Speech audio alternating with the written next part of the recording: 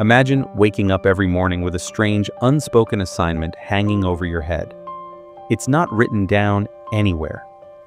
No one explicitly gave it to you. Yet somehow it has become the most important task of your existence: to be happy. Not just content or at peace, but radiantly, constantly, undeniably happy. You scroll through your phone and see friends beaming on exotic beaches, colleagues celebrating career milestones, and influencers who seem to have mastered the art of perpetual joy. And there you are in your unremarkable Tuesday morning, feeling ordinary, maybe even a little empty. This strange assignment, this pursuit of happiness, has become our collective obsession. We chase it relentlessly through achievements, possessions, relationships, and experiences. We've built entire industries around it. We've written countless books promising its attainment. We've even enshrined it in our founding documents as an inalienable right. Yet, paradoxically, the more desperately we pursue happiness, the more it seems to elude us. And not just elude us, but leave us feeling worse than before we started the chase. How did we get here? When did happiness transform from a pleasant byproduct of a life well lived into the ultimate goal itself? And most importantly, why is this pursuit making so many of us miserable? The origins of our happiness obsession run deeper than we might imagine. The ancient Greeks had a concept called eudaimonia, often translated as happiness, but more accurately meaning good spirit or flourishing. For philosophers like Aristotle, eudaimonia wasn't about feeling good in momentary bursts, but about living virtuously and developing one's potential over an entire lifetime. It wasn't something you pursued directly. It emerged naturally from living according to virtue and reason. Fast forward to the Enlightenment, and we find thinkers like John Locke declaring that the necessity of pursuing happiness is the foundation of liberty. Later, Thomas Jefferson would famously include the pursuit of happiness alongside life and liberty as fundamental human rights in the Declaration of Independence. But even then, happiness wasn't understood as we conceive of it today. It wasn't about feeling good or having positive emotions. It was more closely aligned with prosperity, well-being, and virtue. So when did happiness become synonymous with feeling good? When did it transform from a byproduct into the ultimate goal? The shift accelerated dramatically in the 20th century with the rise of consumer capitalism and the advertising industry. Suddenly, happiness wasn't just a philosophical concept or a pleasant state. It was a commodity that could be bought and sold. Buy this car and you'll be happy. Use this skincare product and you'll be happy. Take this vacation, earn this promotion, date this person, achieve this body, and surely, finally, you'll be happy. The American dream turned from a dream about virtue and meaning to a dream about acquisition and pleasure, writes philosopher Jennifer Hecht. And as our conception of happiness narrowed to focus primarily on positive emotions and the acquisition of things, our expectations for it grew wildly unrealistic. We now expect to feel amazing most of the time. We're sold on the idea that this is not only possible, but our birthright. And when we inevitably fall short of this impossible standard, we don't question the standard itself. Instead, we question our lives. We question ourselves. Emma, a 32-year-old marketing executive, has done everything right by conventional standards. She graduated from a prestigious university, landed a well-paying job, got married, bought a house, and maintains an active social life. Yet she finds herself lying awake at night wondering, is this it? Shouldn't I be happier than this? She scrolls through Instagram, comparing her reality to the curated highlights of others, and feels a profound sense of failure. Not because her life is objectively lacking, but because she doesn't feel the perpetual joy that she believes she should.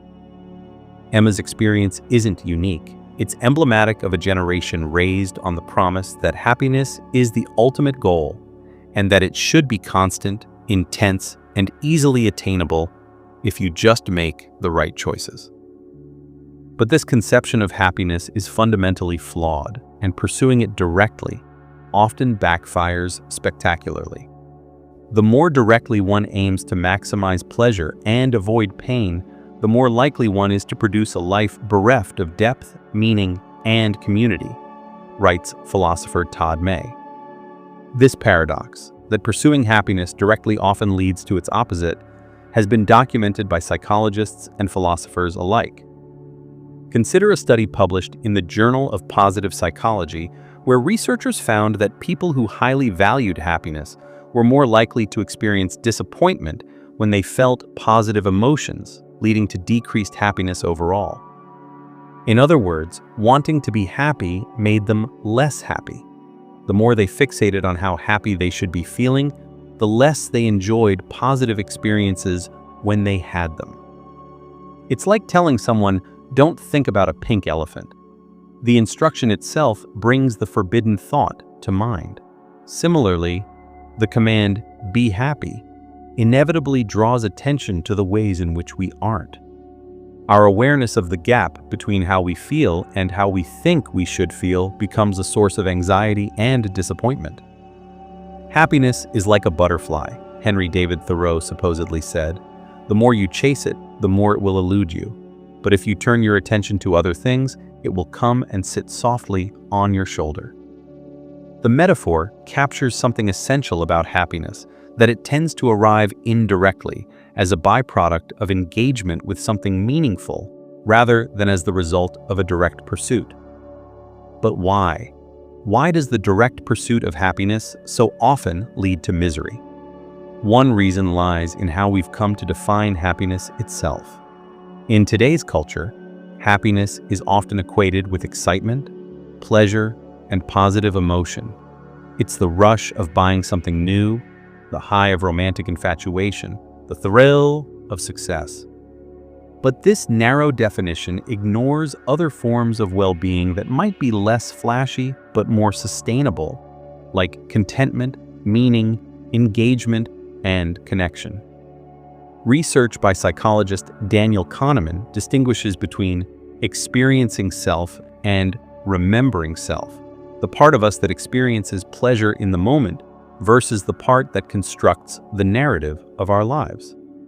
When we chase happiness as defined by our experiencing self, maximum pleasure, minimum pain, we often create a life story that feels empty or disjointed to our remembering self. We accumulate pleasant moments but lose the thread of meaning that ties them together. There's also the problem of what psychologists call the hedonic treadmill. We quickly adapt to positive changes in our circumstances, returning to our baseline level of happiness soon after events we expected would make us perpetually joyful. You get the promotion, feel elated for a week, then find yourself just as dissatisfied as before. You buy the new car, enjoy the new car smell for a month, then take it for granted. You move into your dream house, only to find that the excitement fades as it becomes your new normal. We buy things we don't need with money we don't have, to impress people we don't like, as the Fight Club saying goes. And in doing so, we're often left not just disappointed, but in debt, financially, emotionally, and spiritually. But perhaps the most insidious way in which the pursuit of happiness makes us miserable is through the tyranny of positivity, the belief that negative emotions are inherently bad and should be eliminated. In our happiness-obsessed culture, feelings like sadness, anger, disappointment, and anxiety aren't just unpleasant. They're treated as failures. They're seen as problems to be fixed rather than essential parts of the human experience. The notion that we should and can eliminate negative emotions from our lives is both unrealistic and potentially damaging, says psychologist Susan David, author of Emotional Agility. Difficult emotions are part of our contract with life. You don't get to have a meaningful career without stress. You don't get to have a loving relationship without vulnerability.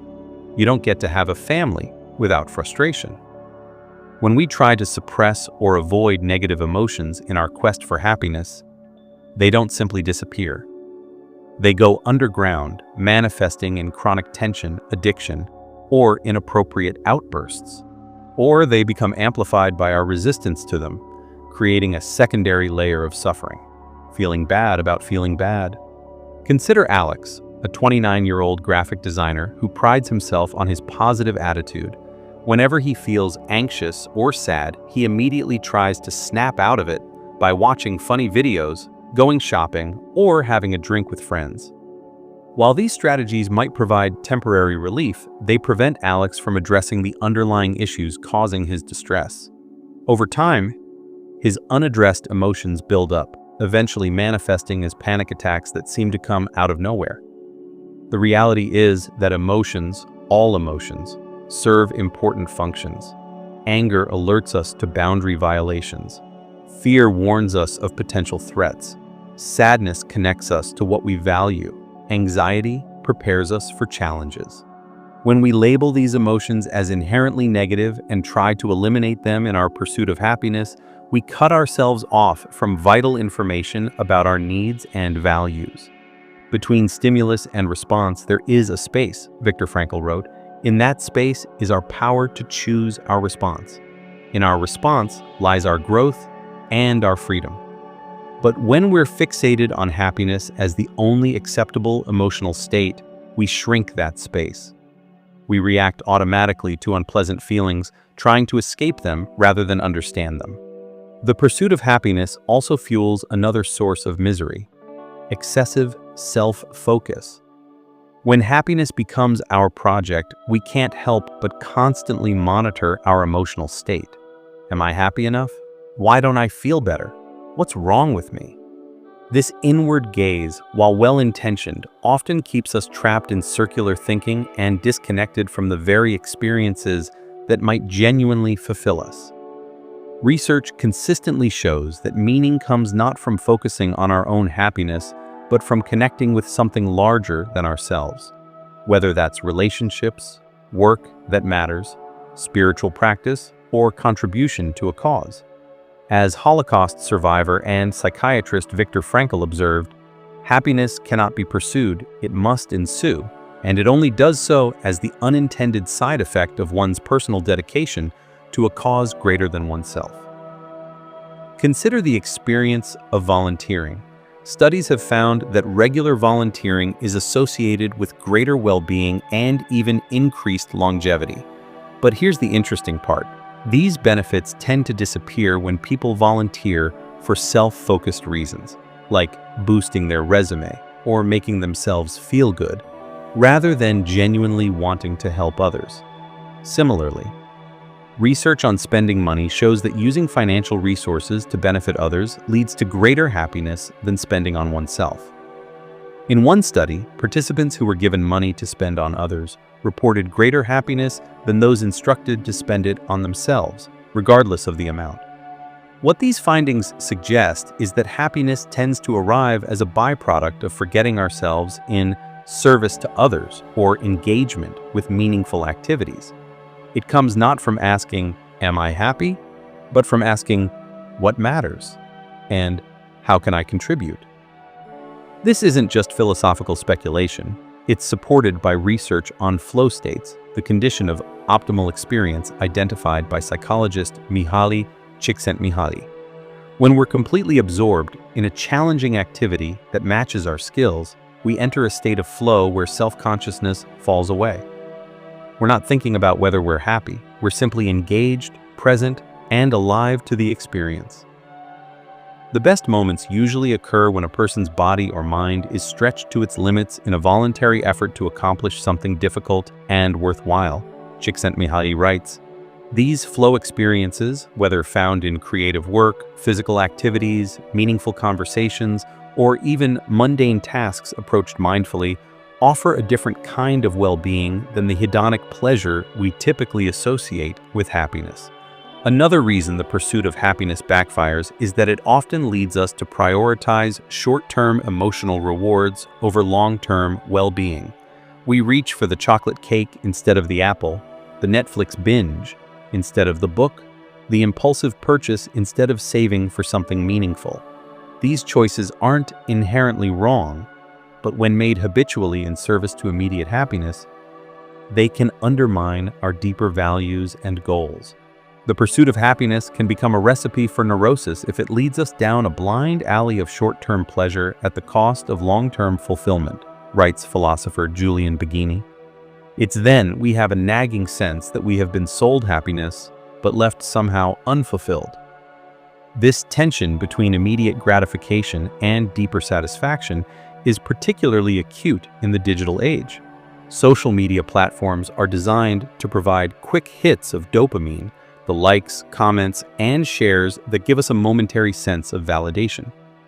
But research suggests that heavy social media use is associated with increased loneliness, anxiety, and depression, the very opposite of the happiness we seek when we log on. The algorithms that govern these platforms are not designed to promote our well-being, but to maximize engagement. They feed us an endless stream of content calibrated to keep us scrolling, often by triggering outrage, insecurity, or envy. We're shown curated highlights of others' lives that make our own seem mundane by comparison. We're sold products that promise to fix problems we didn't know we had. We're constantly reminded of what we lack rather than what we have. And yet we return again and again, hoping that this time the pursuit will yield the happiness we crave. It's a modern version of what Buddhist philosophy calls hungry ghost syndrome, a state of perpetual hunger that can never be satisfied because we're seeking fulfillment from things that cannot provide it. So, if the direct pursuit of happiness often makes us miserable, what's the alternative? First, we might reconsider what we mean by happiness itself. Rather than equating it with constant positive emotion, we could adopt a more nuanced understanding that includes a wider range of experiences: the satisfaction of meaningful work, the warmth of deep connection, the peace of acceptance, even the bittersweetness of growth through difficulty. Happiness is not a state to arrive at, but a manner of traveling, said psychologist Margaret Lee Runbeck. This perspective shifts our focus from reaching a destination called happiness to living in a way that embodies qualities like presence, engagement, and contribution. Second, we might embrace what researchers call negative capability, the capacity to be with uncertainty, mystery, and doubt without irritably reaching for certainty. When uncomfortable emotions arise, rather than immediately trying to eliminate them, we can approach them with curiosity. What is this feeling telling me?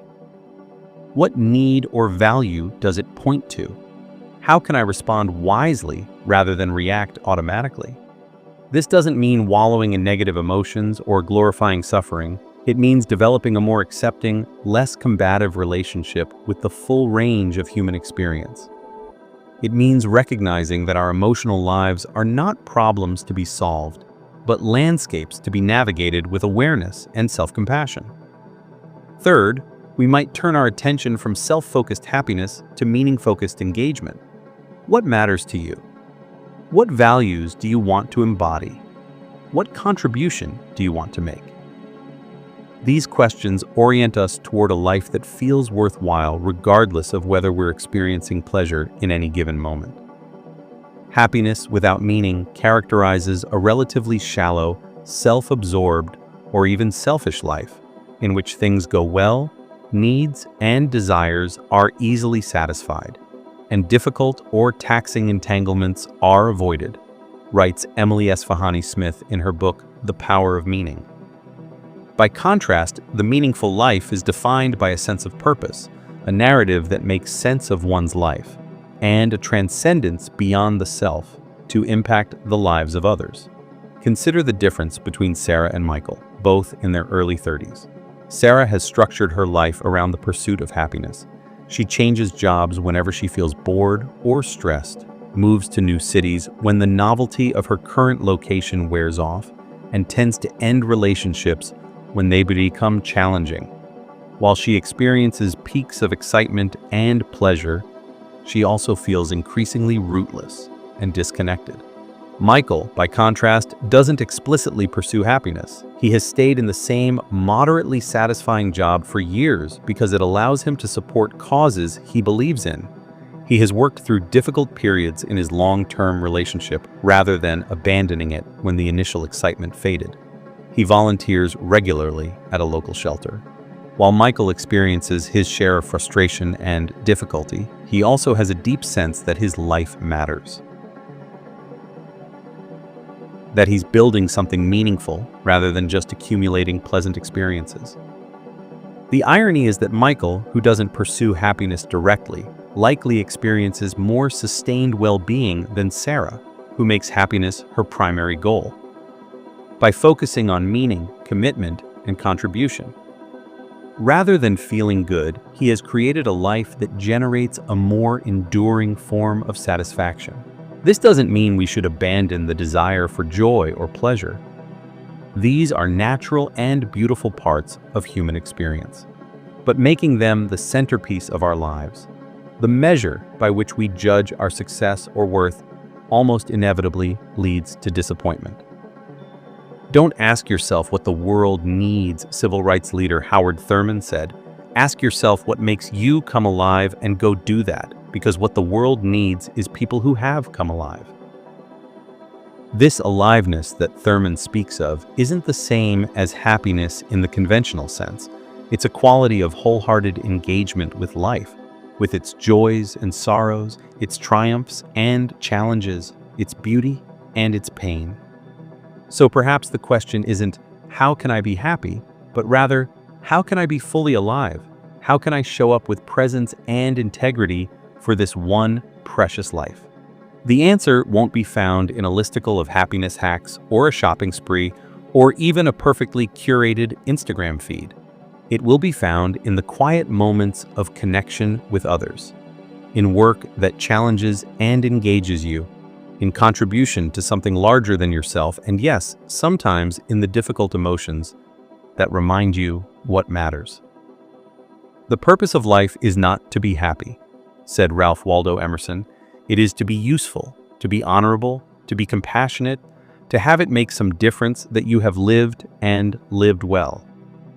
This perspective doesn't reject happiness. It simply places it in a larger context of meaning and value. When we stop making happiness our project and start making meaning our focus, a curious thing often happens. Happiness arrives, not as the goal we've been striving for, but as the companion to a life well lived. It shows up in unexpected moments, in the satisfaction of work well done, in the joy of deep connection, in the peace of being present to whatever is arising.